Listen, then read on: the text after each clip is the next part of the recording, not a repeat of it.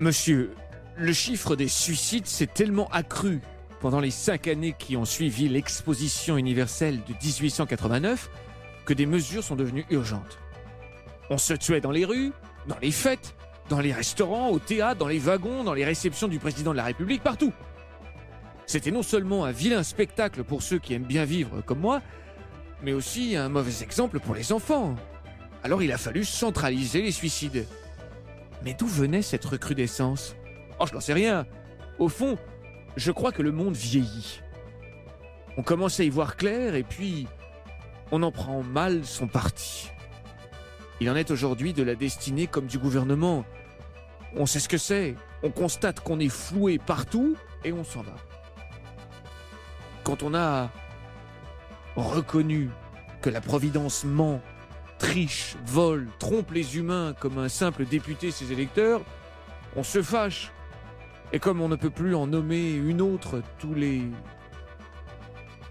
3 mois de Providence, ainsi que nous faisons pour nos représentants concessionnaires, on quitte la place qui est décidément mauvaise.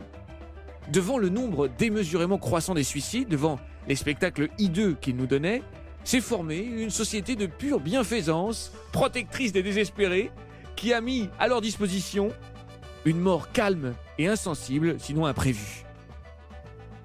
Mais qui donc a pu autoriser une pareille œuvre ? Le général Boulanger, pendant son court passage au pouvoir. Il ne savait rien refuser. Il n'a fait que cela de bon d'ailleurs. Donc, une société s'est formée d'hommes clairvoyants, désabusés, sceptiques, qui ont voulu élever en plein Paris une sorte de temple du mépris de la mort.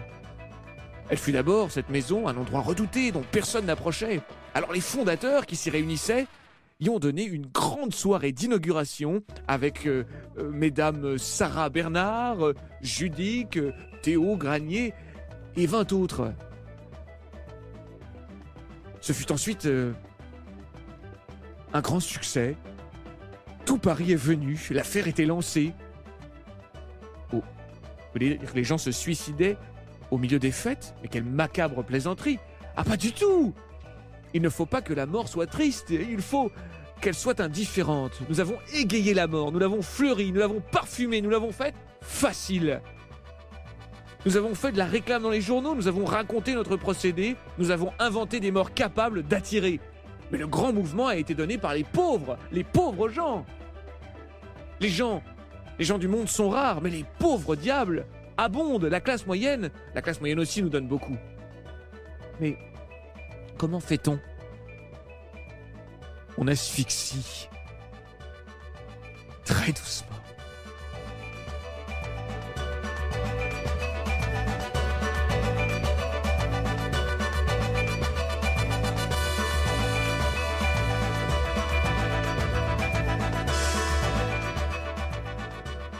Nova Bookbox, extrait terrestre de littérature cosmique.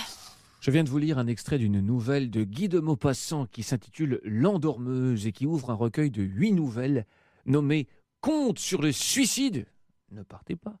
L'ouvrage est sorti en janvier aux éditions Alia. Figurez-vous qu'en le 1er janvier 1892, c'est-à-dire sans doute après un réveillon vraiment plombant, Maupassant s'est tranché la gorge à l'aide d'un coupe-papier. Il n'en a gardé qu'une blessure sans gravité, mais ce maître de la nouvelle réaliste a laissé ce thème de la mort volontaire infuser ses écrits, et les 8 nouvelles qui composent ce recueil en sont le témoignage assez saisissant. Donc là, je n'ai fait que vous faire partager la première, sur cette histoire de club de suicidés mondains par asphyxie douce.